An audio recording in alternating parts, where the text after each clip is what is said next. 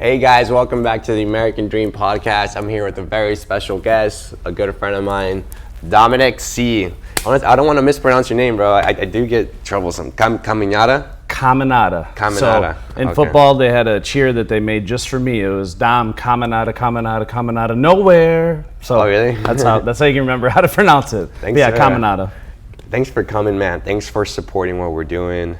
I know it's funny the way we met, right? You'd be surprised where you meet people. Like my life changed at 2 a.m. when I met my mentor, and then we sparked up a beautiful friendship as well at a bar. Yeah, I'd win the storm too. Yeah, exactly. Yeah.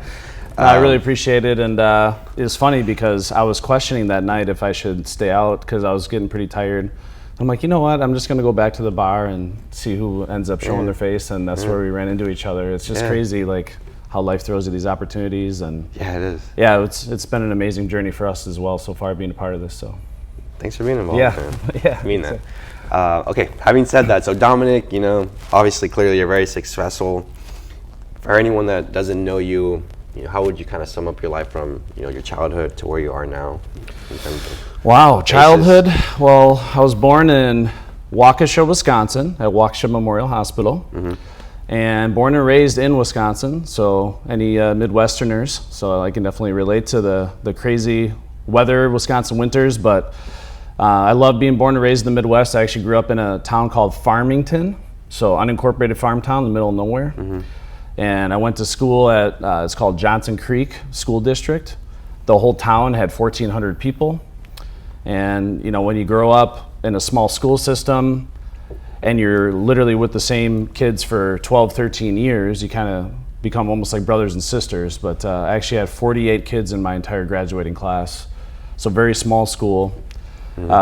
As a child, huge into sports. I was a big wrestler, so if any wrestlers watching this, that's certainly a life-changing sport. For me, I think about wrestling almost daily, because in wrestling, it's all about what you do. You can't point fingers at anybody. It's full responsibility and accountability for yourself. If I get beat, there's only one person I can focus on, that's me. And of course, just the level of humility, determination, perseverance, all those things. I attribute a lot of my success in my life to the skills I learned in that sport. But also big into football, and I grew up in a family that did demolition. So my father owned a company called RJ's Westside Demolition. And literally since I could walk, I had a sledgehammer in my hand doing physical labor, using my body to make money, not my brain.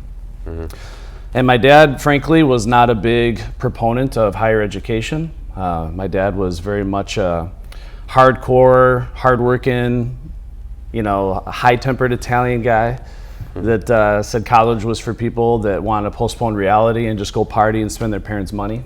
So that was his view in college. So I honestly had no plans of going to college at all after I graduated high school. I was going to do physical labor the rest of my life. And I actually got a job right after I graduated from high school, getting a job for a company called Zignego. It's a road construction company. They like athletes, of course, and I was a very well-known athlete in the area. Yeah. So that was starting out about $40,000 a year working road construction.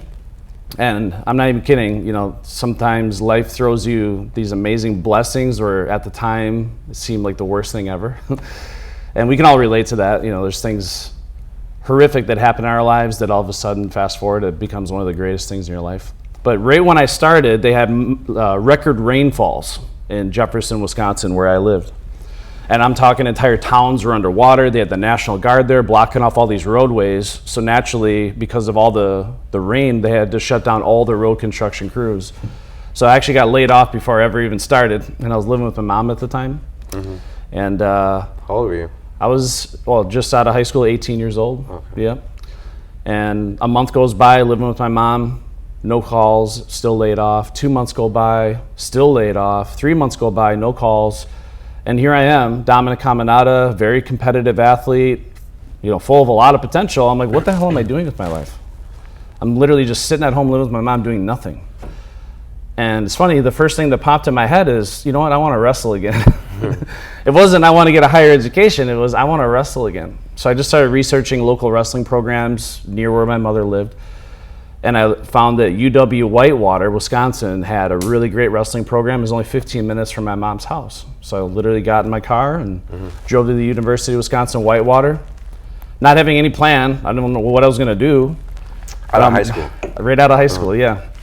And again, I had no plans of going to college. Again, I was going to do road construction the rest of my life. And then rain threw me a curveball. So I went to the university and went to the university center where they had all the athletic departments and offices.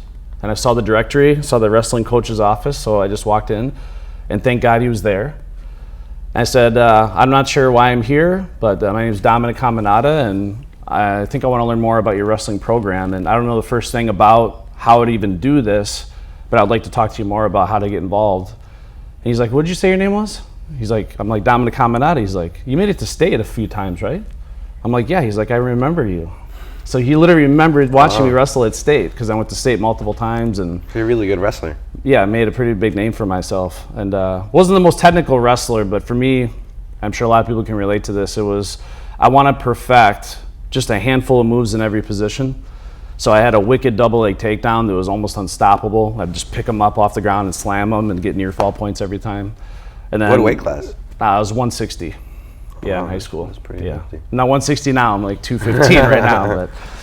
So anyway, I ended up joining the wrestling team for the next couple of weeks, just attending their practices and going out to lunch with them and just trying to build a bond with them. And sure enough, we all fell in love with one another, and they wanted to have me on the team.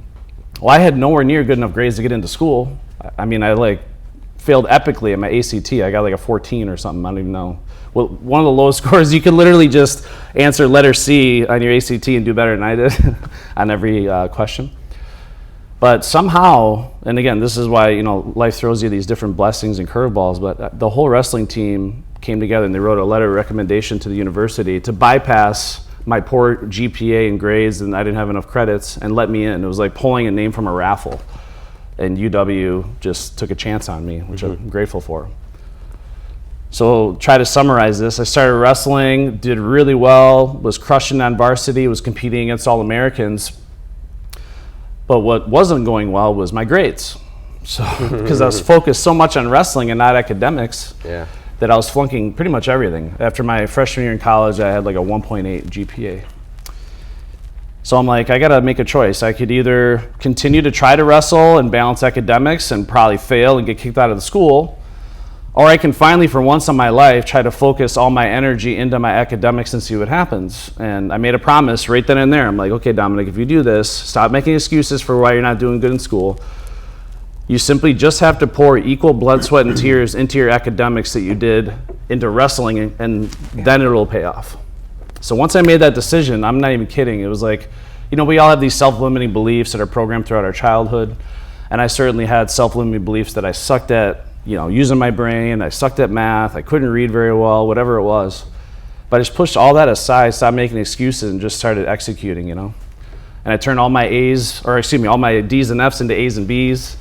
I had to retake a bunch of stuff, of course. And basically, the pivotal moment in my academic career, when I was a senior at UW-Whitewater, they have a business plan competition they do every year, where every student on campus, and that university had about 14,000 students, has the opportunity to submit a business plan for any concept or idea.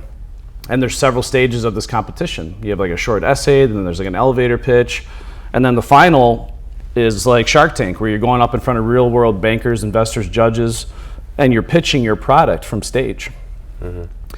And where I realized that I actually had a knack for using my brain to, if I was truly determined to win something, that competition really opened up my eyes, because I ended up winning that competition. I won $5,000 cash. I got an automatic A in 3 of my classes for winning that, because that's how important that was for the university.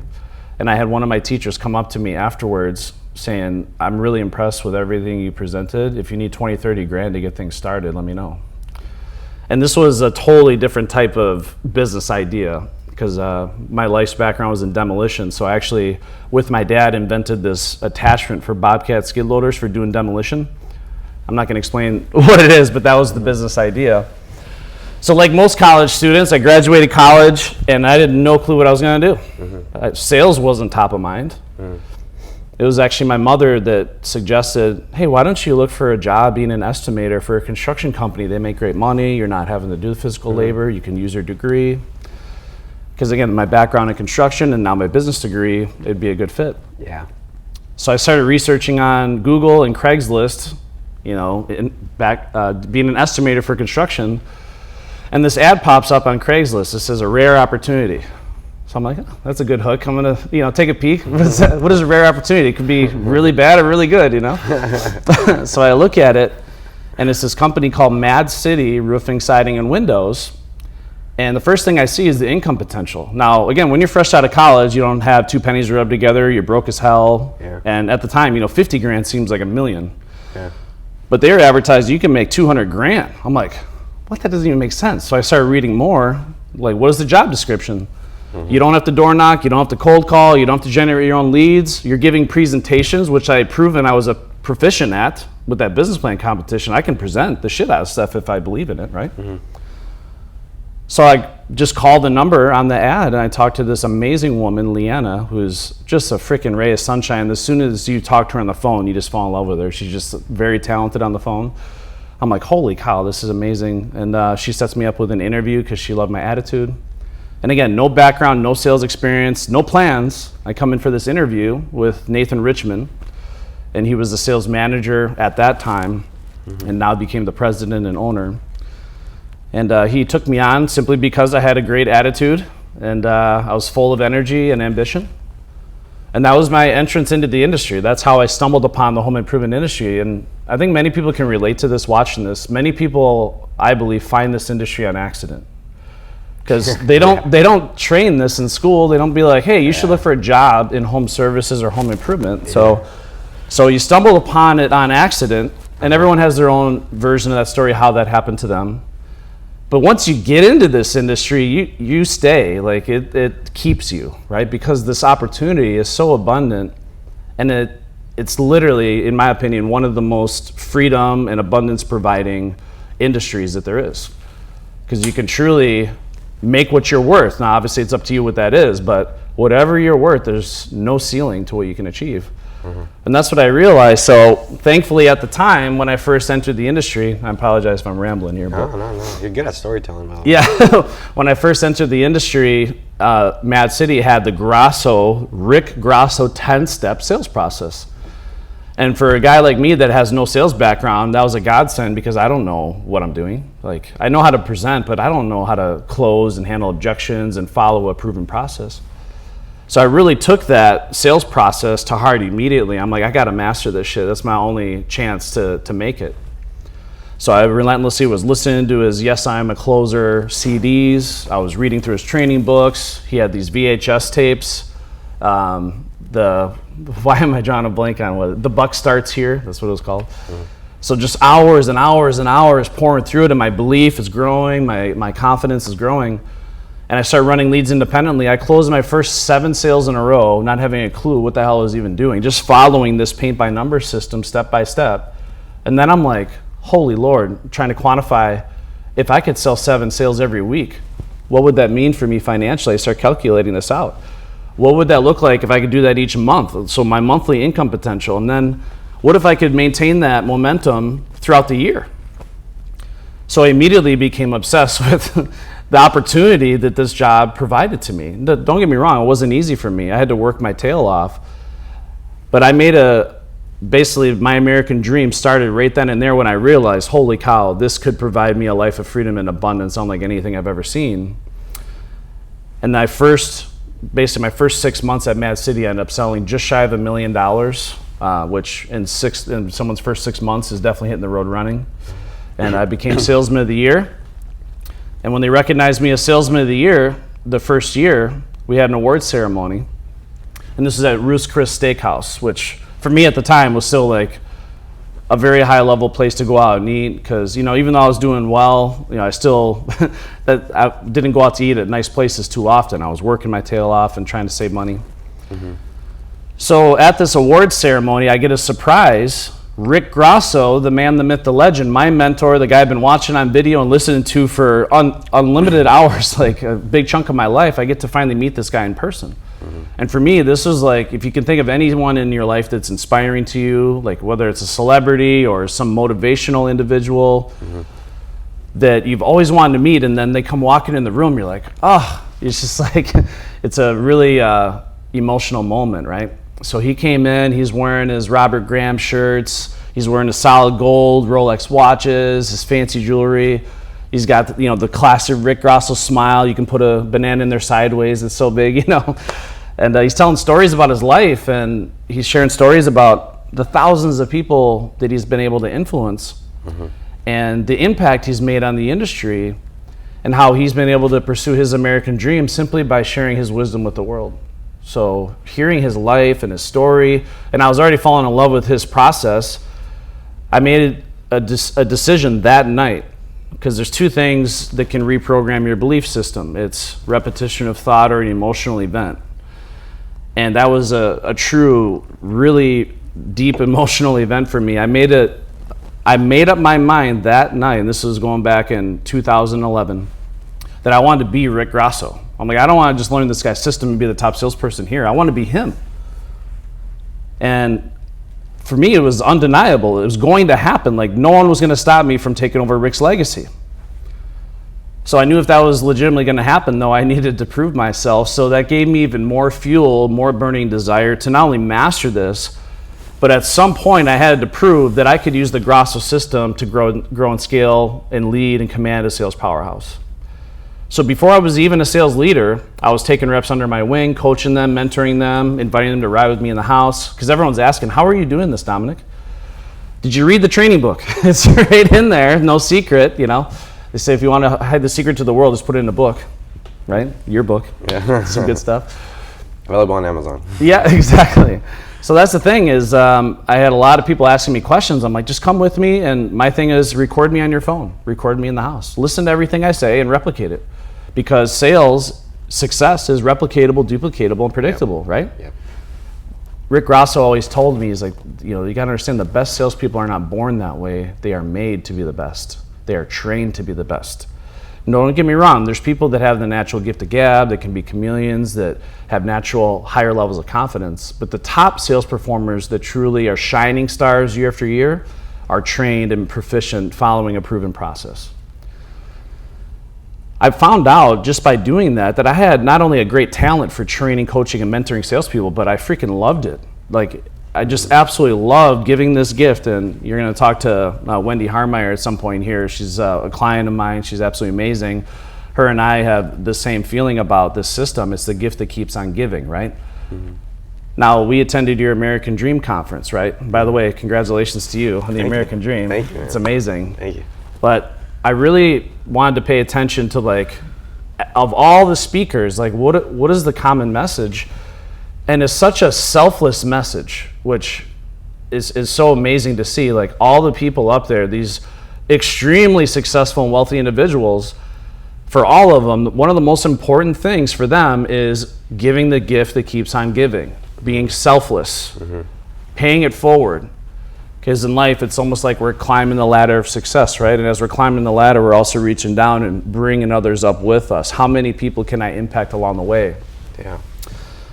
And this is why, for me, this truly is an American dream, because being who I am now and what I am now and the business that we do, the thousands of people that I get to positively impact.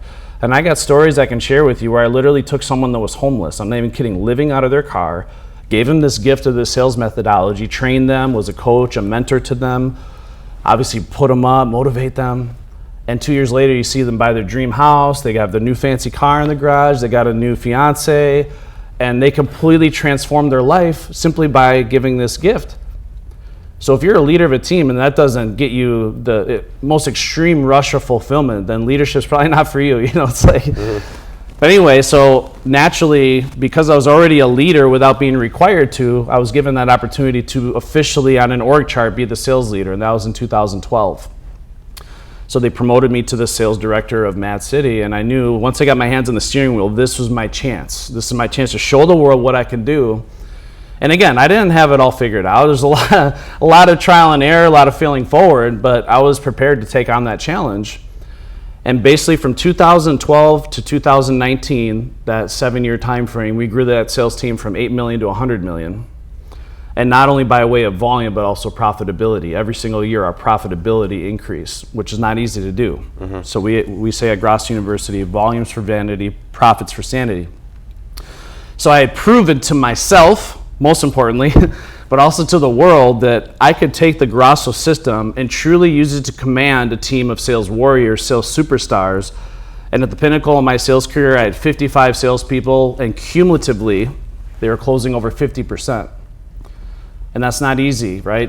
Typically, you have individuals on your team that are closing 50, 60%, or even 70. Yeah. But company-wide, the average, the median was 50%.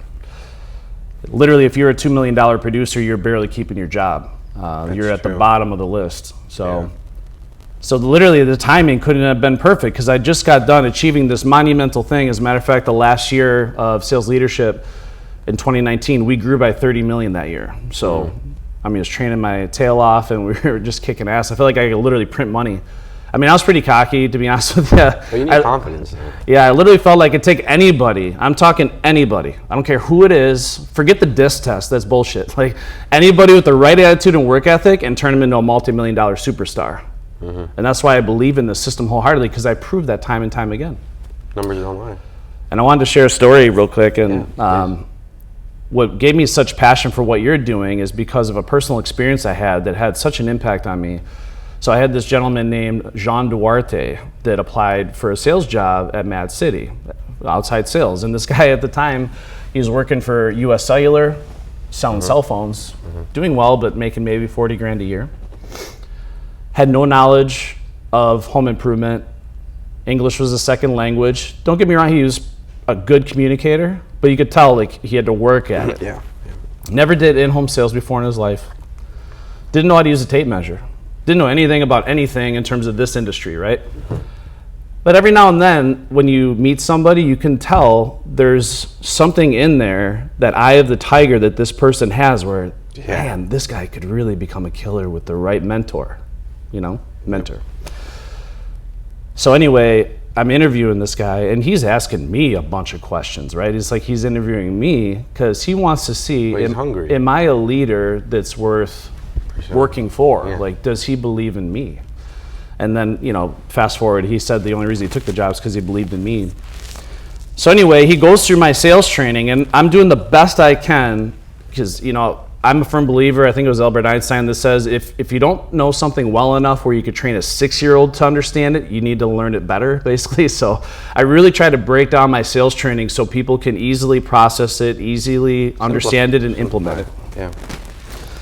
But for him, he still had to learn the whole sales training in English, go back home. He translated the whole thing into Spanish on his own. Wow. And then he had to relearn the whole thing back again in English so it made sense to him. Yeah. I'm like, that's very unfair. I'm like, man, I wish I could just train this guy properly in Spanish, right? But I couldn't. I didn't have the means to do it. Yeah. But credit to him, he had that challenge, he had that obstacle, but the level of determination and perseverance that this gentleman had. And don't get me wrong, it wasn't sunshine and rainbows for him. His first month out of the gate, he only sold 25,000. And I was actually ordered to fire him. He was on the chopping block. And I told the owner of the company at the time, I'm like, just give me 2 days with him in the house and let me see what I can do. You believed in him? Yeah, I believed he could make it work because, the thing is for me, like, if you're struggling and you don't give a shit and you're not going to at least put in the effort, do whatever it takes, then I'll fire you. But this guy was working hard, like doing everything, asking me questions, trying to study, trying to learn. You could tell he wanted it. He wanted that American dream so bad. So I ride with him, and I told John, I'm like, you need to record every word I say in these houses, word for word on your phone. And after we're done, I had 2 leads that day. I want you to record both these on your phone, and then I want you to listen to them as many times as it takes until you can do exactly what I do. Obviously, you can say that to anybody, but they're actually going to execute and do it, right? Yeah. But he believed in me. So he's like, I'll do it. So he records me on these leads, and I was so freaking dialed in because I wanted to make it work for this guy, but literally verbatim to the freaking script, word for word, and these people were eating out of my hands. It was 2 of the easiest sales I've ever had. And he actually was like, did you pay them to role play with you? Like, that was, like, didn't even make sense. So he literally told me, he's like, Dominic, I went back home and I listened to your recordings hundreds of times. And fast forward his first year after, because he started in December, so he only had 1 month where he sold 25,000. Then fast forward to the following year, he sold 3 million his first year and made $360,000.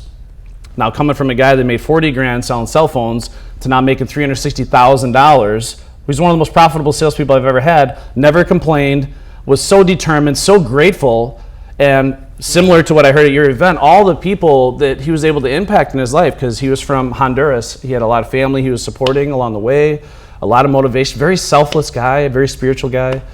Awesome. I'm just like, so for me, this is going back to 2018, at that moment I knew that someone needed to come into this industry and offer high-level professional training in Spanish, because this is unfair. Yeah. You know, give them the opportunity to learn it right the first time. And that's what just admires me about, you know, certain individuals. Like, I have salespeople that clearly understand English, that can learn in English the first time and still not execute because they don't have that burning desire. They don't have that determination, that passion. They, you know, again, Wendy Harmeyer, she says this a lot too. It's like, you can either make money or you can make excuses, but you can't make both. I like that. Yeah. So you came up with that? Yeah. Yeah. Good. Very, very good. But yeah, so long story short, seemingly by fate, in 2019, Rick Grasso sent an email out to the industry announcing he's having his last ever closers camp. And I knew that was my opportunity. I'm like, holy shit, his last ever closers camp. Like, I got to be there. And not only be there, I got to dominate this thing. What year was that? That was in 2019 in Washington, D.C. Okay. And those of you that don't know, the closers camps are sales competitions. So you're basically joined by hundreds of other sales warriors. It's a room full of hungry, driven sales professionals that want to win and prove they're the best. In order to win, you have to, of course, be highly positive, no negatives tolerated. You have to get out of your comfort zone. So just like in sales, you have to get comfortable being uncomfortable. Yeah. And you have to master this thing forwards and backwards, be able to deliver all the key scripts and know the system. Mm-hmm. And again, at that time, I knew Grasso better than Grasso, so I was confident in that. But I had to be there and make a physical presence, not only to dominate and be the last ever closers camp champion, but I knew if I was going to take over his legacy, I had to somehow get with Rick and just let him know I'm taking it over. Yeah. So I flew to Washington, D.C. in 2019 for his last ever closers camp. And again, there were some heavy hitters there, some returning champions, because Rick's influenced some of the most successful CEOs and presidents and business owners in the industry. I mean, there's guys there that I was competing with that were actively running $150, $200 million window companies and using the Grasso system and all this stuff. So I'm competing with all these heavy hitters, and I'm grateful that I was able to win. Mm-hmm. And then I was able to convince Rick to go out with me to dinner to celebrate. And I knew he liked French-style bistros, so we actually found downtown Washington, D.C., there's a really nice French bistro we took him to. I like French style bistro. Yeah, exactly. He's a wine connoisseur, so we got some wine, got him feeling good. And you know, the best close in the world is, of course, the masterful presentation, but it's also an assumptive close. So we train at Grasso University. You don't ask for the business, you assume the order. You don't ask permission, you assume it as if they already said yes. And that's something that Rick Grasso trained heavily on. So I was going to use the strategy on him. So assume the deal is closed. Yep, exactly. Okay. So instead of saying, Steven, would you like to move forward and get started on your project? Yeah. Or instead, congratulations, welcome to Grasso University, you're going to love your new windows. Yeah. So that's the difference. But so I did the same thing with Rick. I said, Rick, I just want to let you know it was an honor to be a part of your last closers camp. I absolutely love to be here to represent. I want to let you know the reason I'm actually here is because I just want to let you know in person that I'm taking your legacy over. I'm taking over your legacy. Wow. So I didn't ask permission. I just want to let you know in person that I'm taking over your legacy. How did he take that? You said that. He said, I couldn't think of anybody better. And again, don't get me wrong, there's a lot that led up to that, because throughout the years I always planted that seed in his ear that, hey, if and when you're ready to move on and hand the baton, I'm first in line. So I always let him know. You proved yourself too with loyalty and you know, performance. Yeah. Exactly. So anyway, that's how Grasso University was founded in 2019, and now my mission's simple when I talk about the American dream. My American dream is to share this amazing gift that was given to me with as many people as possible. My American dream is to live a life and a legacy just like Rick did, where I can influence thousands of individuals, companies, contractors to pursue their American dream and hopefully provide them with the tools and resources to make that possible. So at Gross University, we promote our services as legendary training for the modern world. And the reason why I say that is it's honoring the legendary legacy of Rick Grosso that's still got the bones and the foundational elements of his world-class training. But of course, it's at the cutting edge. It's at the front lines of data and technology, and of course, how the modern consumer is going to make a decision. So it's very important for us, and we're leveraging technology in a big way at Gross University with online training, of course, using artificial intelligence to make sure we're tailoring our training for not what's based in theory, but what's based on reality. What are the top closers in the home actually doing to be $4, $5, $6 million producers? Yeah. And that's what we focus on. So let me, it's a beautiful story, by the way. I want to dig deep into something you said that I guess this is me asking primarily, but you mentioned how, you know, you can be born as a good closer, a good sales guy. You can have natural abilities, Yeah. God-given abilities, whatnot. But to be that top tier, you need to understand it to a certain extent, scientifically. Yep. So we train it this way: the system reigns supreme, right? And talking about data, as a matter of fact, and this is what I'm happy about all this AI now, because the stuff we've been preaching for a long time is now being proven with numbers. So average salespeople, when I say average, I don't mean bad. I mean like 20, 30% closer. Industry average, they are about 20% compliant to a process. The top performers, the top 1% of closers, are 70% compliant to a system. And they invest the time following a proven process. So putting your God-given talents aside, data is now telling us, and this is what we've been screaming from the mountaintops for decades now, is the top shining stars in the industry are following a process, following a system. And of course, you're going to always have some level of creativity, being a chameleon in the house, customization. Every homeowner desires a personalized experience. But it's actually, because authenticity matters in sales. You don't want to come off as robotic or scripted, but it's being an authentic chameleon. And it's almost like planned improv. It's like, so if you ever watch stand-up comedians, they actually have what's called planned improv, where it looks like they're customizing their performance to the audience based on the audience interaction, but all that stuff is planned. It's all like laughter's planned, every second is planned. So that's what the top sales performers do. So of course they do have strategies and methods. We actually have this whole adapt method of being a chameleon that we train on, how to blend in with people that are assertive or analytical or collaborative. So we can tailor our presentation to the individual, but 70% compliance to a proven process is built on human psychology and human behavior and emotional intelligence. So how human beings make decisions, which we know it's emotionally driven. So instead of just going to a house, spitting facts, figures, and data, and boring people to tears trying to sell them logic, we sell an emotion. Because people buy what they want, not what they need. So we key to a lot of those emotions in our entire sales process, how it's designed. What would you say are, I guess, I know you guys essentially said you guys have outlines and processes to perfecting sales.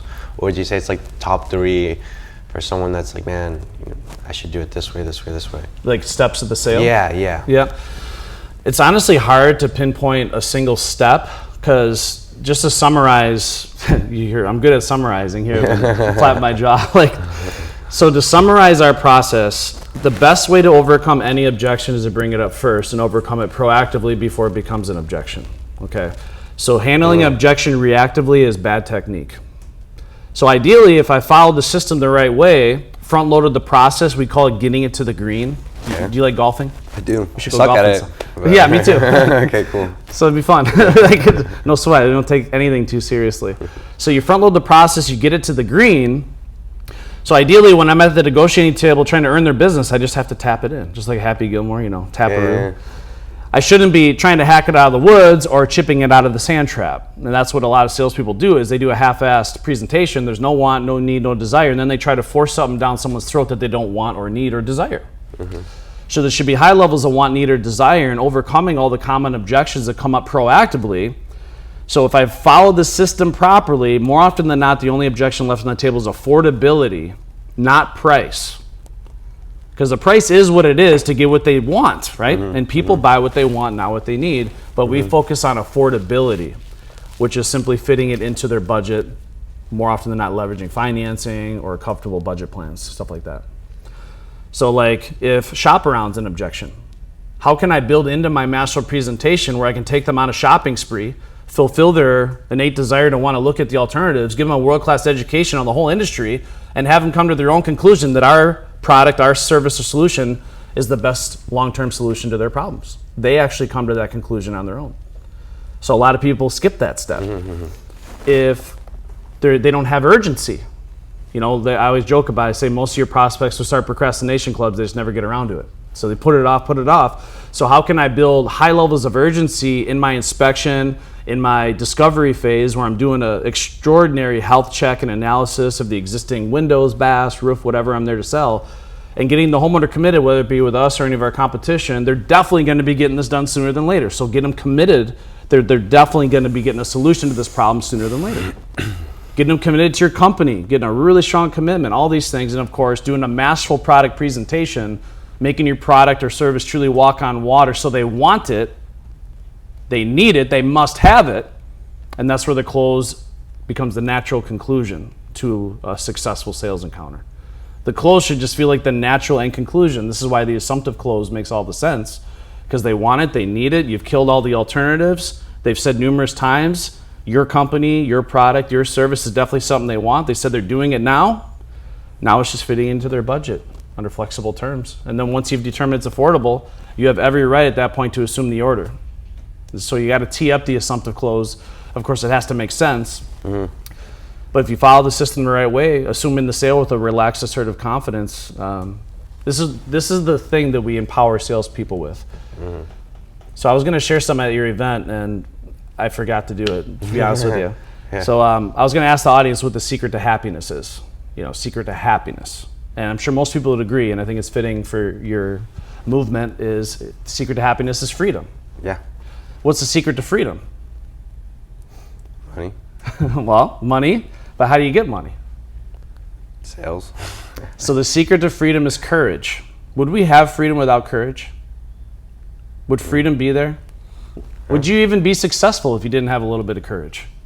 Right? Yeah, no, that's so true. secret to freedom is courage. If I want to have any sense of freedom or maintain That's true. freedom, Yeah. I need courage, right? Yeah. Otherwise, it's easy for someone to take it away. What's the secret to courage, though? Knowledge. Knowledge is power, right? And I'm living proof that with a little knowledge, you can have the courage to pursue a life of freedom, abundance, and happiness. And that's what we provide at Gross University, is Lord willing, if people are open-minded, we can provide you the education and the knowledge that gives you the courage and confidence. And I relate to this because when I first started selling, I was timid. I was a little uncertain of myself. Again, I wasn't a natural-born salesperson. I was trained to be good. But having this system and knowing the roadmap to the sale so well gave me so much confidence and courage. It's almost like being a well-trained chess player that's always 5 or 6 moves ahead. If you're playing chess with somebody, let's say you're really good at chess, you're 6 moves ahead. If you make a move and the opponent makes a move, do you get upset? No, I'm already 5, 6 moves ahead. So it allows you to control your disruptive emotions. You don't panic. You don't start losing your mind. Because a lot of salespeople do a lot of weird things at the closing sequence. They start getting like tense and anxiety and sometimes borderline combative because they can't control their disruptive emotions when someone tells them no. But with the right education, the right knowledge, the right proven process, it gives you that courage and confidence. Again, giving you the opportunity and the gift to pursue a life of freedom, abundance, love, fun, and of course happiness. So That's very true. So now let's talk about you. I understand, I guess, the trajectory of where you're at now, but you, Dominic, as a person, what's the ideal goal in the next 5-10 years with yourself? So my BHAG is to honestly build the single greatest, largest, most successful sales training and business development company in the history of this industry. And this is why, for me, translating my program in multiple languages is really important to me. And obviously we just announced at your event that our training platform is fully available in English and in Spanish, but ideally I want to follow the sun around the world and provide world-class sales training and coaching worldwide in every language. So that's my ultimate dream and vision. And I don't want all the land, I just want the land next to mine. I'm just kidding. No, I have a lot of, I mean, we love traveling. I want to travel the world. Obviously, a lot of people I want to help along the way, but truly, like for me, and this is where my clients, they stay. They really love when they work with Gross University, because I genuinely, wholeheartedly care about them pursuing their own version of their American dream. And if I can provide any of the tools and resources for them to achieve that, it gives my heart so much fulfillment. Mm-hmm. I love what I do.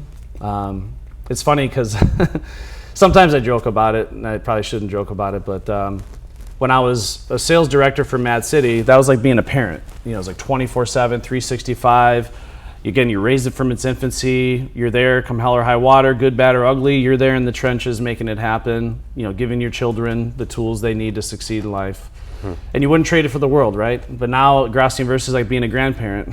Yeah. So it's like I get to do everything I absolutely love that gives my heart so much fulfillment, helps so many people, and then give it back when I'm done. Like, now you guys go do it. But we're there every step of the way. And, you know, my thing is under promise, over deliver every single day. So, under promise, over deliver. Yep. So I hate it when people over promise, under deliver. That's the common theme in the world today. So we try to do the opposite. So promise, you know, what the average person would provide, and then do more. Like, give people more value than what they think they're going to get. Yeah. And that's how you keep people loyal, keep people happy.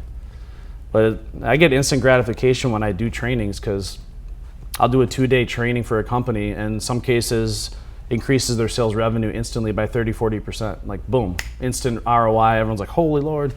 We actually just had salespeople going through our last Sales Academy masterclass, and they're still running leads as they're going through our training, and their closing rates while they're going through the training go from 30 to 60% while they're training, like instant results.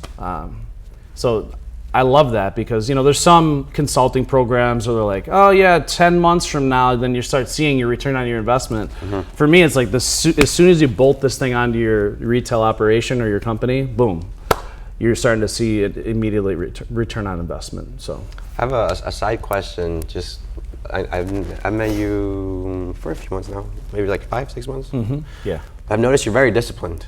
I can see it. Is that something big that you're? I've always been disciplined. I'm the youngest. I have 2 older brothers. I got picked on a lot, got beat on a lot. And I don't know, there's something interesting about me. I'm really good at like observing others. Yeah.